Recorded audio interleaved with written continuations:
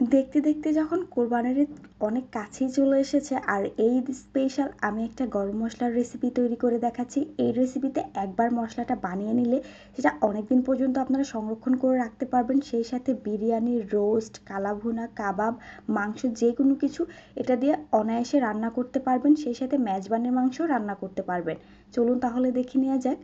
এর জন্য এখানে আমি প্রথমে নিয়েছি 3 টেবিল চামচের মতো ছোট এলাচ। চেষ্টা করবেন এলাচটা একটু ফ্রেশ ব্যবহার করার জন্য, যাতে করে স্মেলটা ভালো আসে। নিয়েছি 3 টেবিল চামচের মতো নর্মাল জিরা। এখানে 5 থেকে 6টা নিয়েছি শাহি এলাচ বা কালো এলাচ। এখানে 1-1.5 ইঞ্চি পরিমাণ দারচিনি নিয়েছি 8 থেকে 10 টুকরা। আমি আপনাদেরকে একটু কাছ থেকেই দেখিয়ে দিচ্ছি।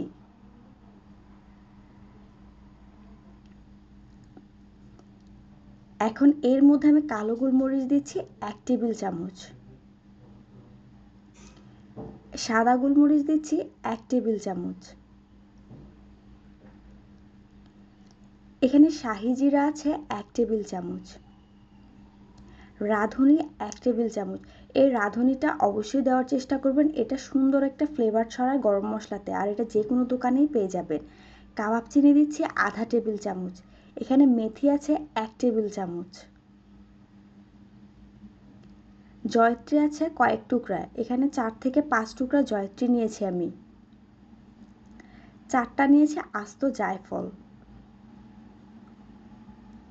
এখানে স্টার এনিস দিয়েছি আমি 4টা। স্টার এনিসের গন্ধটা যেহেতু অনেক স্ট্রং হয়, তাই এখানে খুব বেশি পরিমাণে ব্যবহার করছি না। 8 থেকে 10টা তেজপাতাকে আমি ছোট ছোট করে কেটে নিয়েছি। শেষে দিয়ে দিচ্ছি কয়েকটা শুকনা মরিচ। এখন সবগুলো মশলাকে একসাথে আমি একটু মিশিয়ে দিচ্ছি। এখানে অলমোস্ট আমার 16 রকমের মশলা আছে। আপনাদের হাতের কাছে যে মশলাগুলো আছে সেগুলো দিয়েই করতে পারবেন, তবে চেষ্টা করবেন এই মশলাগুলো ব্যবহার করার জন্য, এতে করে আপনার পারফেক্ট একটা গরম মশলা পাবেন। এখন চুলায় একটা প্যান বসিয়ে এটাকে আমি একটু ড্রাই রোস্ট করে নিচ্ছি। খুবই লো হিটে এটাকে করতে হবে। আপনারা চাইলে গরম মশলাটাকে কিন্তু রোদে শুকিয়েও করতে পারেন। মেনলি গরম মশলা দুইভাবেই করা যায়, একটা হচ্ছে চুলায় একটু টেলে, আরেকটা হচ্ছে রোদে শুকিয়ে। আমার মনে হয় যদি এটাকে টেলে করা যায়, সেই ক্ষেত্রে গরম মশলার যে ফ্লেভার বা গ্রান আছে সেটা অনেক গুণ বেড়ে যায়। আমি এখানে একটু লবঙ্গ দিতে স্কিপ করে গিয়েছিলাম, সেটা অ্যাড করে দিচ্ছি। এখানে 1 টেবিল চামচের মতো দিয়েছি। অলমোস্ট 10 থেকে 12 মিনিট সময় নিয়ে একদম লো আছে এটাকে আমি ভেজে নিয়েছি।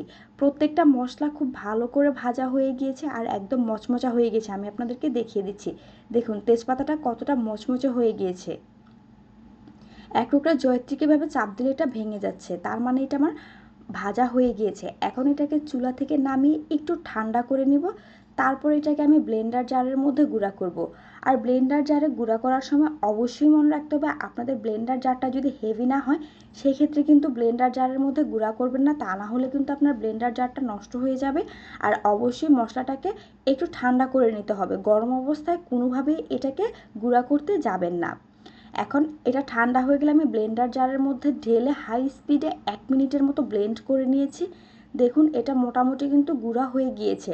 আর এর মধ্যে যেই কিছু দানা দানা ভাব বা আঁশ রয়ে গিয়েছে, বাকিটা আমি চেলে নেব। এতে করে এটা একদম পাউডার কনসিস্টেন্সিতে চলে আসবে। এখন একটা চালনির উপরে আমি মশলাটাকে ঢেলে নিচ্ছি। এটাকে খুবই আলতো হাতে আমি একটু চেলে নিচ্ছি। আমার চেলে নেওয়া হয়ে গিয়েছে। দেখুন অবশিষ্ট যে দানা দানা ভাব বা আঁশগুলো ছিল সেগুলো রয়ে গেছে, এগুলোকে আমি আবারও ব্লেন্ড করে নিব। আর আমি মশলার যে হয়েছে পাউডার কনসিস্টেন্সিটা দেখিয়ে দিচ্ছি। দেখুন বাজারে কিনা যে পাউডার কনসিস্টেন্সিতে পাওয়া যায় সেটার মতোই হয়েছে দেখতে। আর এটাকে আপনারা চাইলে 1 বছরের মতো একটা কাঁচের জারের মধ্যে নিয়ে সংরক্ষণ করতে পারবেন। যদি অনেক দিন পর্যন্ত সংরক্ষণ করেন তাহলে ছোট ছোট জারের মধ্যে সংরক্ষণ করবেন, এতে করে বারবার ঢাকনাটা খোলা হবে না আর এর স্মেলটা নষ্ট হবে না। Thanks for the watching, bye bye.